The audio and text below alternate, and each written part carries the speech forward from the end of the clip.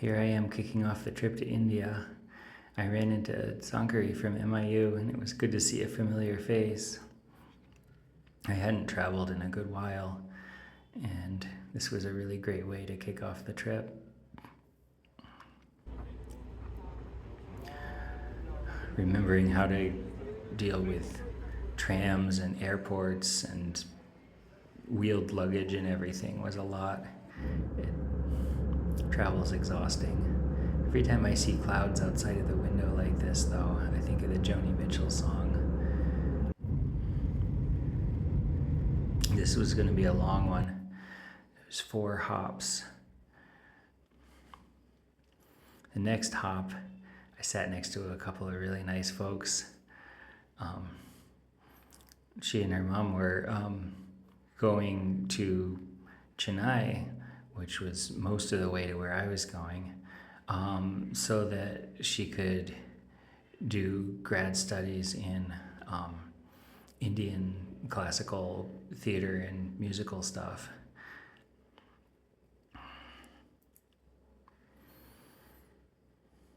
It's so wild seeing new places from that far away like that. I set my watch very early on to the time where I was of my destination, so that I could start to get my head around what time it will be when I get there and try to sync my clock. The light was very different when I got to Qatar.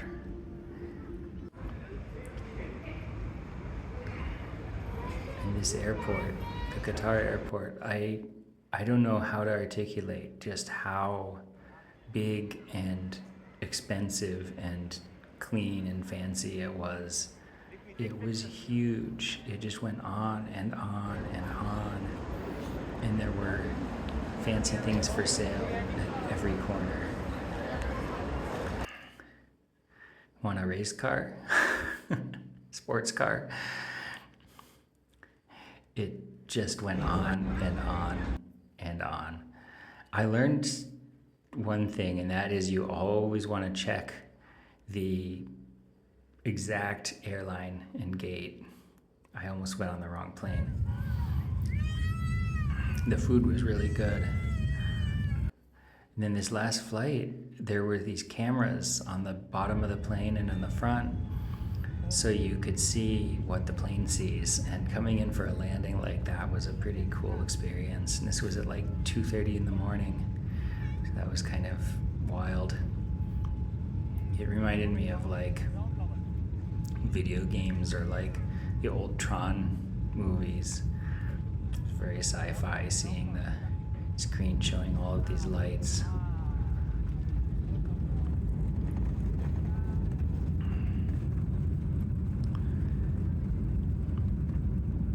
And just like that, there was Chennai, India,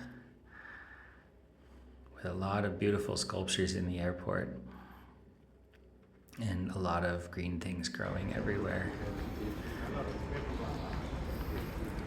I had to go through customs and all of that, but it was surprisingly chill. There were people like on their cell phones, and I had to get used to the hotel and bidets, and this thing was a complicated contraption. It took me a while to understand how to use it. And yeah, bidets take a little getting used to sensorily. But eventually I got all prettied up, and then I got to get used to Indian traffic, which drives on the left, so that's weird as it is. And also there are just very few traffic signals, rules, lanes. Lanes are more of a suggestion than an exact thing. People will drift in and out of them as there's room. It's just very fluid. And at first, coming from a different way of driving that can feel completely out of control, but you start to realize that instead of rules, drivers here rely more on communication. They just pay attention to each other. They see, are you going or not? There were so many scenes by the roadside of agrarian stuff going on and cows and so many people on scooters and sharing scooters, just two bros on their scooter going somewhere. People here seem incredibly expert at balancing lots of people and things on scooters. More about that. And everywhere there's cows and there's dogs.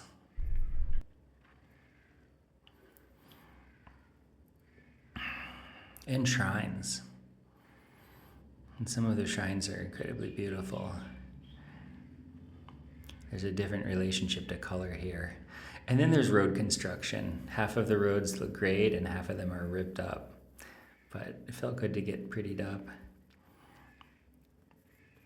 Occasionally there were goats. And then more cows, always cows.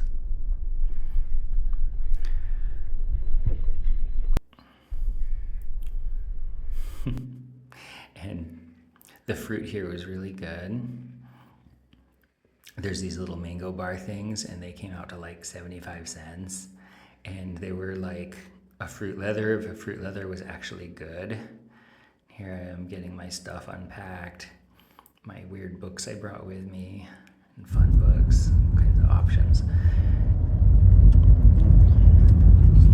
But yeah, especially in the busier parts of town at night, the traffic just felt really wild, very fast-paced.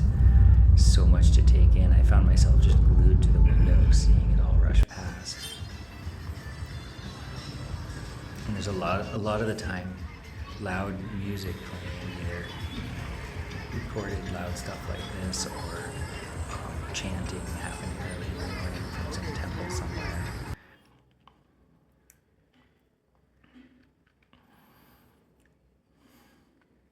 So many interesting little storefronts. This was an appetizer and a really delicious juice drink. More of my stuff getting unpacked. I started using my luggage as my laundry hamper and got all my electronic stuff hooked up. There's a whole thing about dual voltage that some electronics you can't use here. They'll get fried. Mishmi on 27th, remember the Thanksgiving dinner, okay? So all four of you. So we'll reach Cherry Pond, around 6. Traffic just 6:45. when it gets jammed up like this, it's a lot, but everyone just goes with it. Like there's a lot of horn honking, but not in anger like in other places I've been. The horn honking is just communication, and everyone's just waiting, going with the flow, and honking to let you know when they're about to zip past. And there's a tango group at the Oroville Center that is really wonderful. This white cow just came right up to me, and I felt blessed by this visit. She was the sweetest. She probably just wanted to know if I had food, but somehow it was really special, her presence. Yeah, She's a pretty thing. you're very pretty. She's just like, where's the snack? And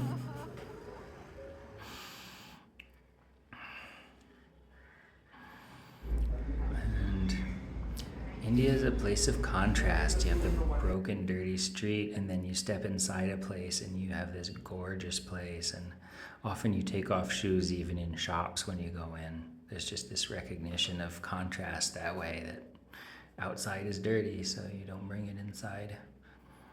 Some of the desserts were beautiful. And more tango. The tango group here is pretty good. They're fun. Tango is a really interesting dance. The lead-follow dynamics are very intense. The follow almost completely surrenders their every step to the lead. And so there's a strong act of trust there. I love this little balcony. I could sit and see the ocean. That's become my morning coffee spot. And there's often these crows that hang out here. And they're black but with like gray heads, and they look really interesting. And they'll come up pretty close and just stare at me sometimes. There's just that little glimpse of ocean there.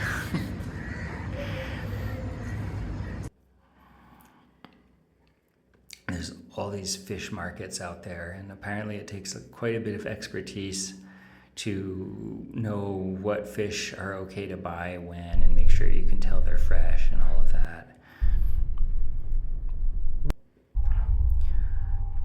It's hard to express how endless this market area is. There's these shops and more shops and banana stands and more shops and scooters, and it just loops like endless variations of the same.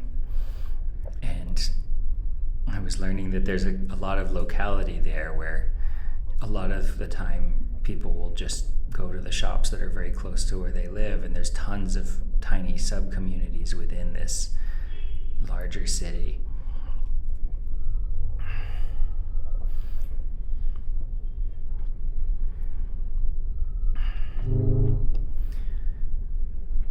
I've been starting to try to learn the Tamil script. I can't even say the name of the language right. Tamil, the L is, there's 3 different L sounds, and I can barely hear the difference. Here we are going to a fancy place to go have a little family luncheon out. This place was so big that they decided to haul people around in golf carts. There's Mishmi.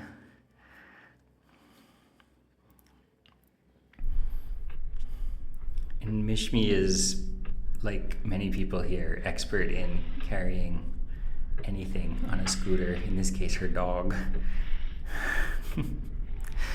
I don't really know how she does it, but it was fascinating to watch.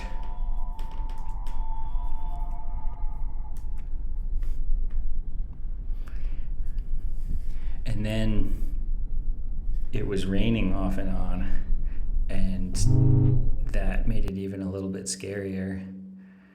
But she knows how her scooter works, and the dog knows to just chill on the front there. And yeah, at times she's carried like her boyfriend and kids and dog all together on that thing, I believe, which I don't know how she does it. There's the rain. Yeah, We got to go see the ocean. It was before you were born that I last saw the beach.